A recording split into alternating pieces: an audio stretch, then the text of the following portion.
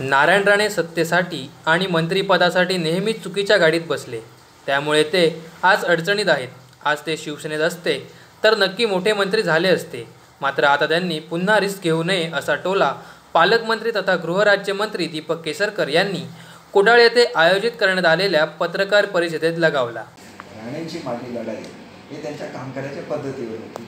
आज त्यांची चिरंजीव आहेत, त्यांचं काय माझं व्यक्तिगत वाईट आहे का?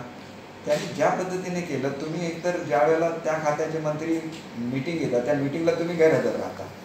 ज्यावेळेला मी पालकमंत्री म्हणून आलो आणि काम सुरू करायचे आदेश दिले त्यावेळेला तुम्ही गैरहजर राहता आणि नंतर तुम्ही येऊन केवळ याच्यावर शिकलपैकी झाली म्हणून झालं काय? फक्त कणकवलीतले रस्ते दुरुस्त झाले का? कुडाळवरून सावंतवाडीहून कुडाळला येणारा रस्ता बघा, जे सगळे भर पावसामध्ये रस्ते दुरुस्त केलेले आहेत. म्हणजे हे मी पालकमंत्री म्हणून करतो ना, कणकवलीची कामं त्यांनी हे केल्यानंतर नाही झालेली. कणकवलीची कामं मी स्वतः जाऊन दाखवून करून घेतली. अजून सुद्धा पाऊस कमी झालेला नाही. कणकवलीला मी तुम्हाला सांगतो जवळजवळ 1000 टेलिफोन बंद आहे. त्यांना सुद्धा जाऊन दुरुस्त करताना जाऊन मारतात ही लोक. मुख्यमंत्री वेळ का देत नाही, ते मुख्यमंत्री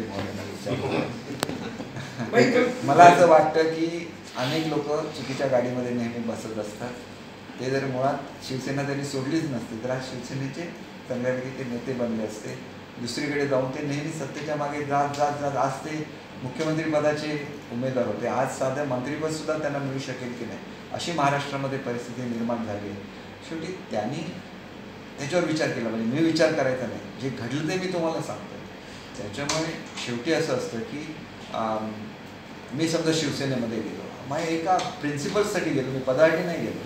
पद मला आपोआप मिळालं, पण मी एका प्रवृत्तीच्या विरुद्ध लढा दिला आणि त्या लढ्यामुळे मी माझा पक्ष बदलला आणि मी दुसऱ्या पक्षात गेलो. तर शेवटी तुम्ही एखादी गोष्ट प्रिन्सिपल्ससाठी करता, तुम्हाला आपोआप पद मिळालं. सासस घेऊन एक रिस्क त्यांनी जी ह्याच्यामध्ये लोकसभेच्या निवडणुकीमध्ये घेतली की त्याच्यामध्ये 50% खाली गेले आणि जर रिस्क घेतली तर त्यांचं राजकीय आयुष्य संतुलित येऊ शकतं. नितेश राणेंनी म्हटलं की प्रसंगी आपली कणकवलीची जागा आपण राणेंसाठी सोडू, असं सावंतवाडी संदर्भात दुसरा विचार. मी तुम्हाला एक गोष्ट सांगतो, सावंतवाडीची जनता अशी आहे की ते बाहेरचं कॅन्डिडेट ॲक्सेप्ट करत नाही. त्याच्यामुळे त्यांनी जर विचार केला की त्यांनी सावंतवाडीमध्ये, मी तुम्हाला एक गोष्ट सांगतो, फर्स्ट टाईम ज्याला पूर्वी आम्ही एकत्र होतो कारण ते काँग्रेसमध्ये होते, मी राष्ट्रवादीमध्ये होतो, आम्ही आघाडी होती.